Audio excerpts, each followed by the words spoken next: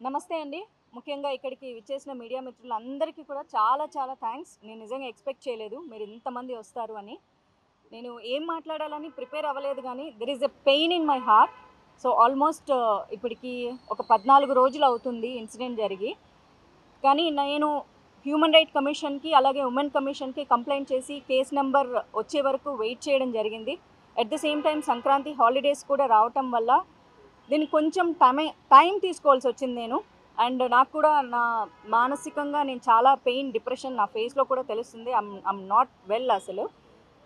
ఇప్పటికి నాకు సమయం దొరికింది. At the same time cinema వాళ్ళంటే ఒక రకంగా అంటే నేను ఆ పదం ఇప్పుడు నేను మీ ముందు యూజ్ చేయలేను గానీ, జేసీ ప్రభాకర్ రెడ్డి ఒక సీనియర్ పాలిటీషియన్ ఆయన. ప్రస్తుతం అలయన్స్ ప్రభుత్వంలో ఉన్నారు. గతంలో మాజీ ఎమ్మెల్యేగా కూడా చేశారు. ప్రస్తుతానికి వాళ్ళ కొడుకు తాడిపత్రి ఎమ్మెల్యేగా చేస్తున్నారు.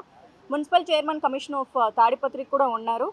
సో, వారు నా మీద అనవసరమైన వ్యాఖ్యలు చేశారు. మహిళల సంరక్షణ కోసం నేను మాట్లాడడం మాత్రమే జరిగింది తప్ప, నేను ఎవ్వరి పేర్లు కూడా మెన్షన్ చేయలేదు. ఎప్పట్లాగే సోషల్ అవేర్‌నెస్ కోసం నేను వీడియోస్ చేస్తూ ఉంటా. సినిమా ఇండస్ట్రీలో చాలామంది అమ్మాయిలకు జరుగుతున్న అన్యాయాల మీద నేను ఎన్నో సార్లు మాట్లాడాను కూడా. కానీ సినిమా ఇండస్ట్రీ ఎప్పుడు కూడా నేను మాట్లాడింది కండెమ్ చేయలేదు. అండ్ శివబాలాజీ గారికి, మాధవ్ రవి గారికి కాల్ చేయడం జరిగింది.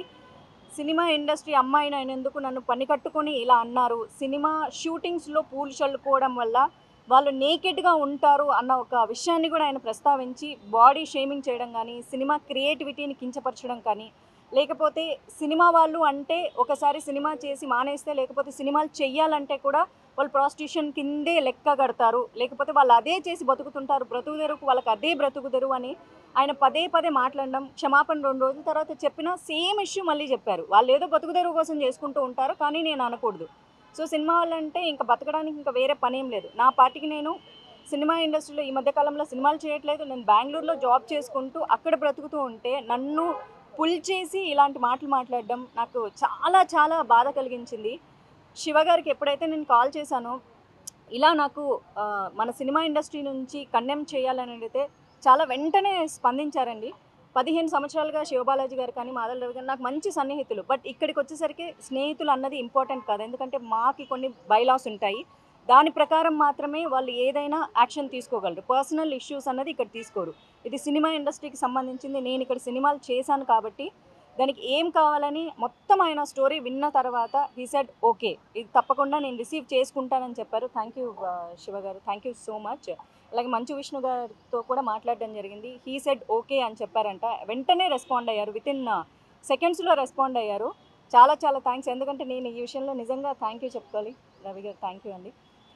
బికాజ్ నేను చాలా సార్లు సినిమా ఇండస్ట్రీ మీద ఎన్నో విషయాల మీద నేను చాలా హార్ష్‌గా మాట్లాడడం కూడా జరిగింది. కాకపోతే ఇండస్ట్రీ ఒక్కటే అనుకుంది. మాధవి ఎప్పుడు మాట్లాడినా కఠినంగా మాట్లాడుతుందేమో కానీ బట్ రైట్ టాపిక్ మాట్లాడుతుంది. మా అమ్మాయి అనుకున్నారు. అందుకే ఈరోజు మా అసోసియేషన్ కూడా స్పందించింది. నేను నిజంగా మనస్ఫూర్తిగా థ్యాంక్ యూ చెప్తున్నాను. ఎందుకంటే మాధవీలత అనే అమ్మాయి ప్రజలకు తెలిసింది సినిమా ఇండస్ట్రీ ద్వారానే. ఆ రెస్పెక్ట్ నాకు ఎప్పుడూ ఉంటుంది. ఈ రోజుకి నేను ఈవెంట్లు చేయగలుగుతున్నా, డిజిటల్ యాడ్స్ చేయగలుగుతున్నా కేవలం సినిమా ఇండస్ట్రీ వల్లే. నాకు మనీ వస్తుంది, నేను బతుకుతున్నాను. జాబ్ ఉన్నా ఇది కూడా నాకు బ్రతుకు తెరువుకు నాకు చాలా అవసరం అవుతుంది. ఇలాంటి రంగంలో నేనున్నందుకు ఎప్పుడు నేను ప్రౌడ్ ఫీల్ అవుతాను. రంగులేసుకునే వాళ్ళని అవమానిస్తున్నా సరే, మేము ఇంకా వేరే రంగాల్లోకెళ్ళి పాలిటిక్స్‌లోకెళ్ళాను. పాలిటిక్స్‌లోకెళ్ళింది సినిమా రంగం ఇచ్చిన గుర్తింపు నాకు ఇంకా ఎక్కువ గుర్తింపు తీసుకొచ్చింది. ఈరోజు ఇంతమంది మీడియా మిత్రులు వచ్చినా, లేకపోతే అలాంటి సీనియర్ పొలిటీషియన్స్ కామెంట్ చేస్తున్నారన్నా, నాకంటూ ఒక గుర్తింపు ఉండడం వల్లే. కానీ పదే పదే ఇంతకుముందు, ఇప్పుడు, రేపొద్దున కూడా స్మృతి ఇరానీ గారు కూడా అన్నారు. మేము సినిమా వాళ్ళం అయినందువల్లే మా విధానాల గురించి ఖండించాలే తప్ప, మా పాత్రలో లేకపోతే మేము సినిమా యాక్టర్‌లనో మమ్మల్ని పదే పదే క్యారెక్టర్ అసాసినేట్ చేయడము అన్నది కరెక్ట్ కాదు అని. సో, ఇంతకంటే నేను ఏం మాట్లాడలేకపోతున్నాను. Because still there is a pain. నేను ఎమోషన్ అవుతూనే ఉన్నాను. ఏడ్చి పెడితే నేను చాలా వీకర్ అనుకున్నా. I'm not weaker. I'm a fighter. నేను ఫైట్ చేస్తాను. మొదటగా నన్ను సినిమా అమ్మాయిగా నన్ను ఖండించారు, బూతులు మాట్లాడారు కాబట్టే నేను ఫస్ట్ నా మొదటి అడుగు మా ఛాంబర్‌లో పెట్టాలని నేను ఇక్కడికొచ్చాను.